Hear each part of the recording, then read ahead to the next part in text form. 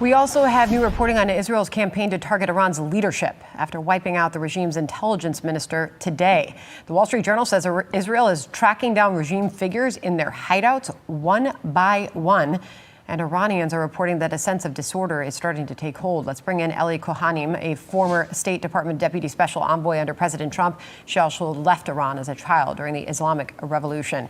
Thank you very much, and good to have you here today. What do you want us to know about this current situation, especially as we're starting to get reporting inside Iran about the taking out of some of these members? Sandra, it's so good to be with you.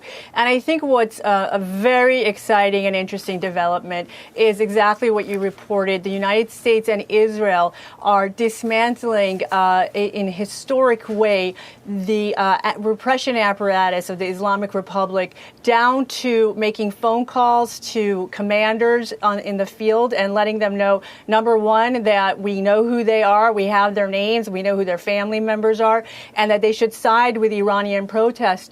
And I think also the decapitation campaign that we're seeing, whether it was the 40 leaders, including the Ayatollah, the Supreme Ayatollah leader Khamenei in the first 40 minutes of the war, to these decapitations we just saw over the last 24 hours, the head of the Basij, Ali Larijani, the head of the National Security Council, and now the head of intelligence, the man who is responsible for making sure that opposition figures didn't organize, the man who is responsible for all of the suppression of the protest movement. He has now been eliminated as well. And so all of this together, Sandra, what it's doing is it's laying the groundwork for the Iranian people to be able to get out on the streets. And I just want to mention real quick, last night there was this ancient religious rite called Chahar-Shanbe Suri, which is Iranians taking to the streets and celebrating this ancient Persian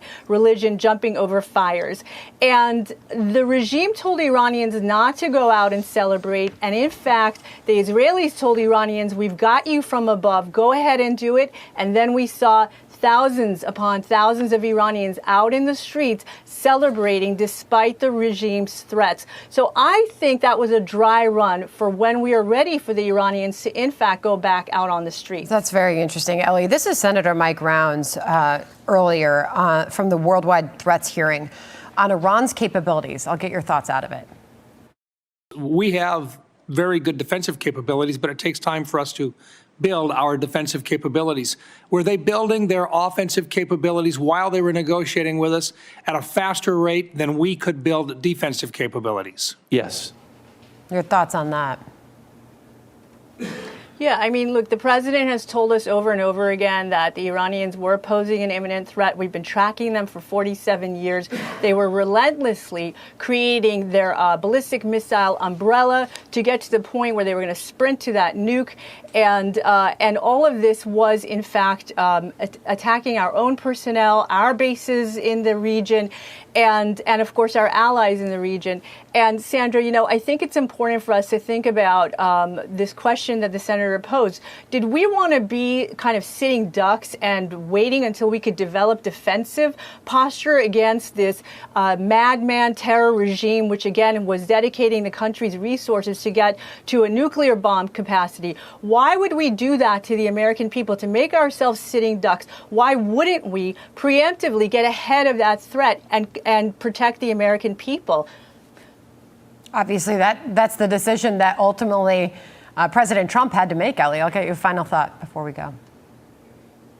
Yeah, I mean, look, I think that just 19 days into this fighting, we've seen our great military achieve what was considered unachievable just, months ago, if you had asked a lot of the Washington Beltway experts. And so I would say that the American people need to show our grit and determination, support the military effort, support the president as he wages, again, this operation unprecedented success to really protect the American people.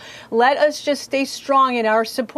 And I know that we will get this over the finish line, and we are changing the course of history, protecting the American people, and finally bringing peace to the Middle East.